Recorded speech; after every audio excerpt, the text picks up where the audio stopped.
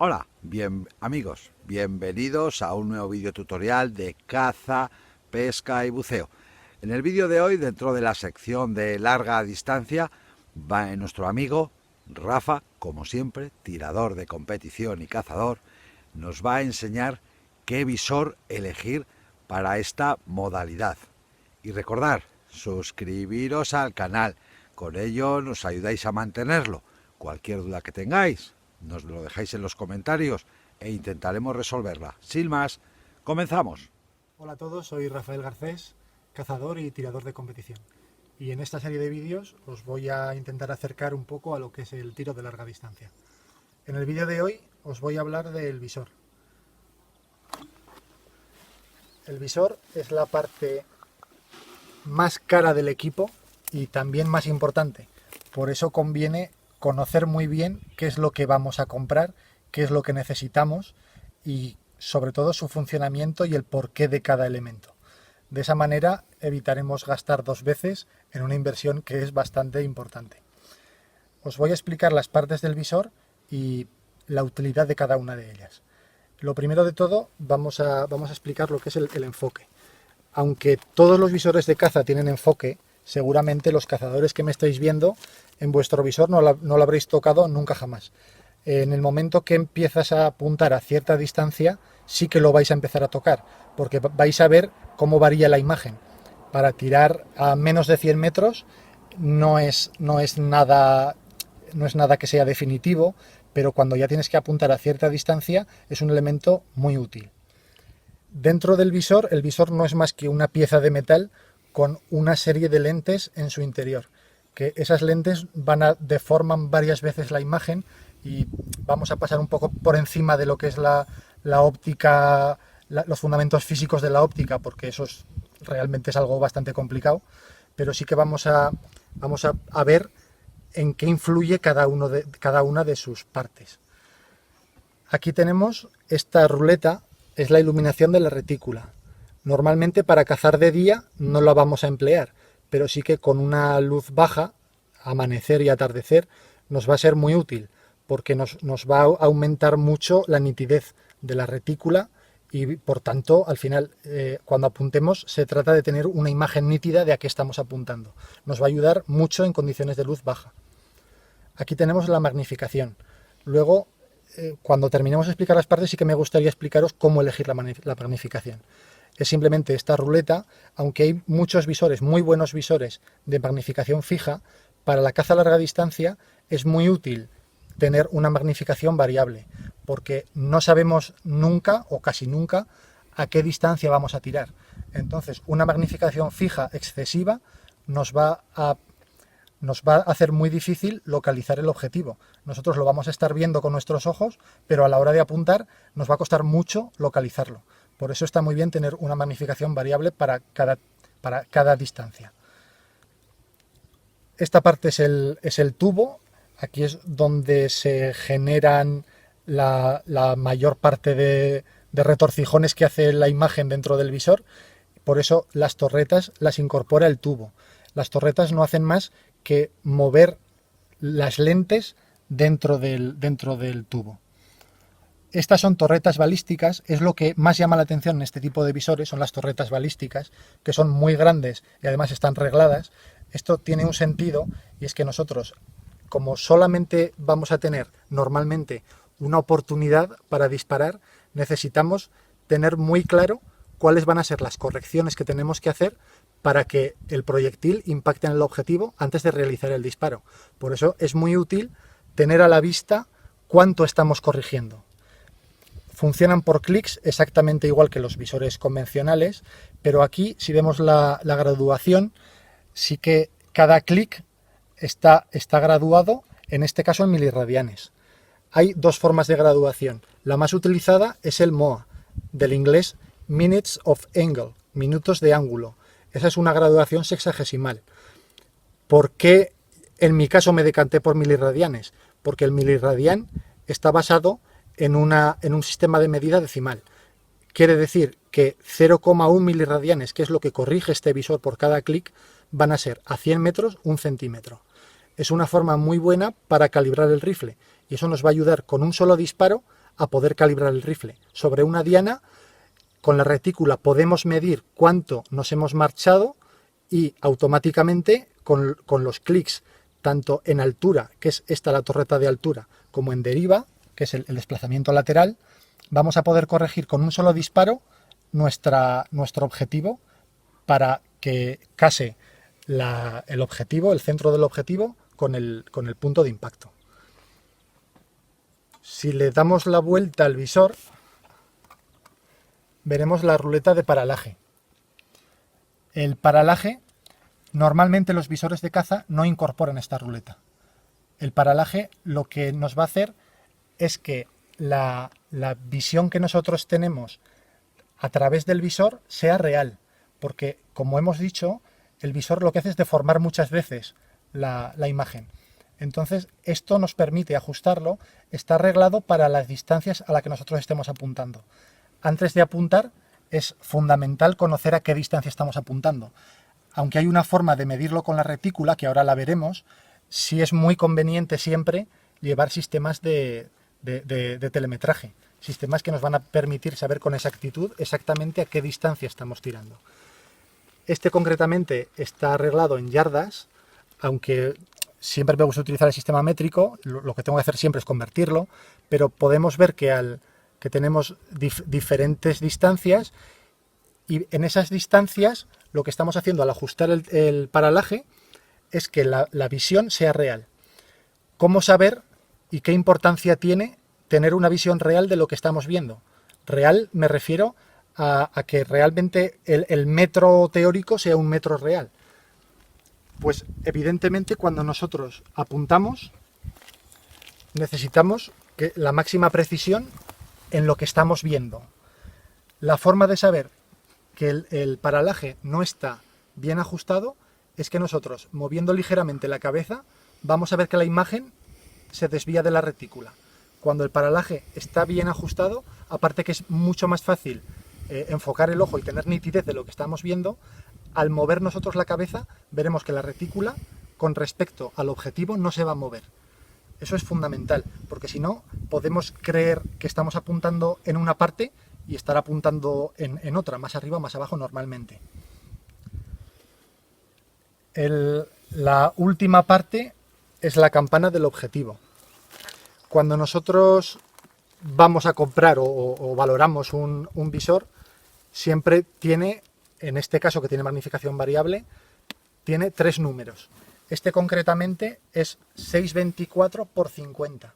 Quiere decir que la mínima magnificación es 6 aumentos, la máxima son 24 y el tamaño de la campana son 50. A mayor campana, mayor campo de visión, pero ese mayor diámetro de campana nos obliga a tener que levantar más el visor. Y ahora, para elegir un visor es fundamental saber qué tipos de aumento vamos a necesitar. En contra de lo que a priori pueda parecer, no por tener mucha magnificación vamos a alcanzar más fácilmente un objetivo alejado. A priori sí, y con una misma calidad de visor, eso es así. Pero tenemos que tener en cuenta que normalmente los rifles de francotirador, las miras militares, y esta concretamente está muy orientada al uso militar, tenemos magnificaciones relativamente bajas. Normalmente los francotiradores tiran en torno a 20 aumentos y alcanzan objetivos a varios kilómetros. Por tanto, la calidad de la imagen es mucho más importante que la magnificación que nos puede ofrecer el rifle. No vale de nada mucha magnificación si no conseguimos enfocar con nitidez. Y es mucho más valioso ese enfoque que el que veamos al animal muy grande dentro del visor, que al fin y al cabo nos da lo mismo. Para tirar a tiros de 1000 metros, que ya son tiros muy, muy, muy largos, con 24 aumentos vamos sobradísimos. No va a ser ese el problema. El problema será nuestra habilidad, seguramente, y nuestro conocimiento de cómo se comporta esa bala con nuestro rifle, pero no los aumentos que vaya a tener. Otro tema fundamental es el tipo de retícula que vamos a tener. Normalmente los rifles de precisión existen infinidad de retículas, pero la más habitual es la Mildot. La Mildot simplemente es una cruz con una graduación por puntitos. En las retículas graduadas en MOAS, esa corrección se realiza en MOAS y va referida a los puntitos que nosotros estamos viendo en nuestra retícula. El Mildot es una retícula muy buena, muy utilizada, pero personalmente prefiero una retícula. Esta es un tipo EBR. Si buscáis tipos de retícula tenéis infinidad, pero este tipo de retícula concretamente, cuando tú miras, se ve la graduación. Entonces es mucho más fácil medir, porque tú ya sabes que cada 10 clics es una rayita. Y así es mucho más fácil tanto hacer las correcciones para centrar el rifle, lo cual es fundamental, tener en cuenta que cada vez que salgamos a cazar tenemos que centrar el rifle. No es lo mismo un tiro con una temperatura, con una humedad, y aunque después en el campo será diferente, tenemos que intentar que se aproxime lo máximo el punto de partida. O sea, cuando nosotros centramos el rifle tenemos que intentar que las condiciones se aproximen al máximo a las que vamos a tener después en la caza. No vale centrar un rifle en verano y después ir a cazar en invierno.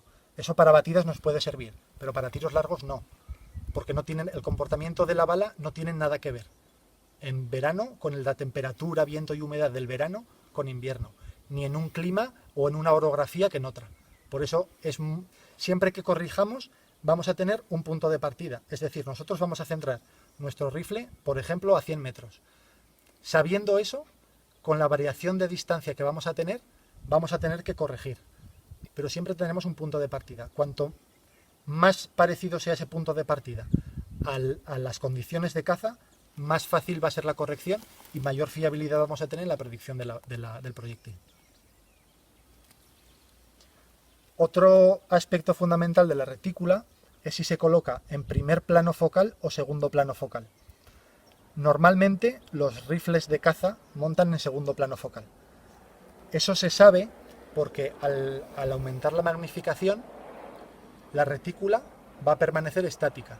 Nosotros vamos a ver cómo aumenta nuestro objetivo, pero no vamos a ver aumentar la retícula.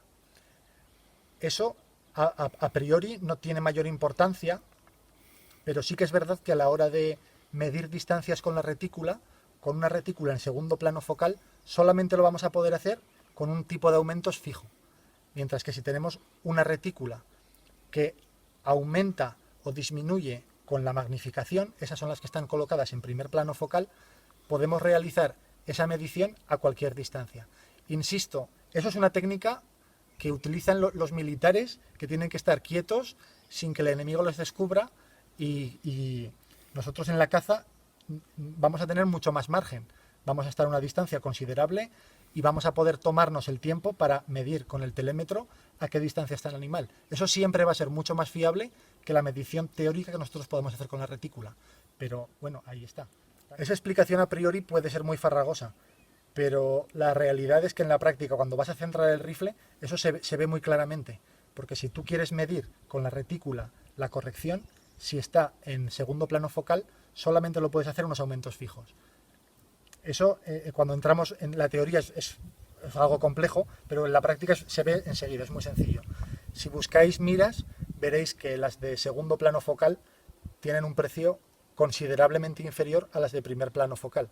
Pero insisto en que es muy, muy, muy útil a la hora de tanto de corregir el disparo como de predecirlo, el tener la retícula en primer plano focal. Otro de los elementos son las bases y las anillas.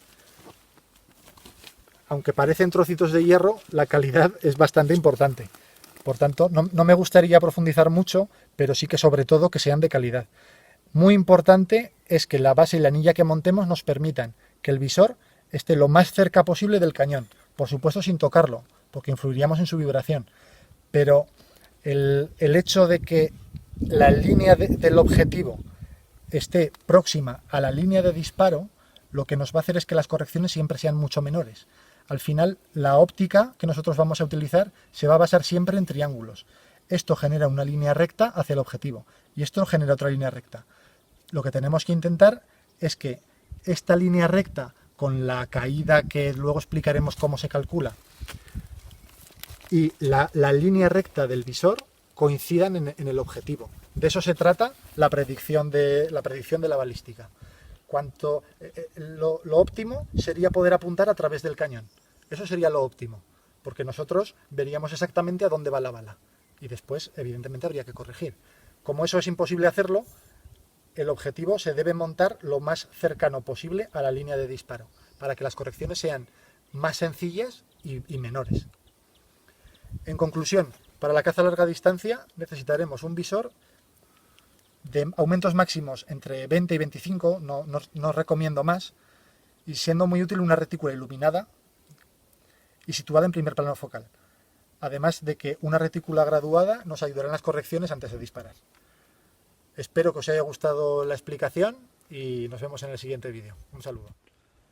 Bueno amigos, espero que os haya gustado este vídeo y recordad, suscribiros al canal, con ello nos ayudáis a mantenerlo. Si además le dais a like y compartís, muchísimo mejor. Y una última cosa, estar atento a nuestras redes sociales. Estamos empezando a hacer sorteos gracias a nuestros colaboradores. Y ya en las redes sociales os iremos informando, tanto en el Facebook como en el Instagram, de cómo participar. ¡Buena caza!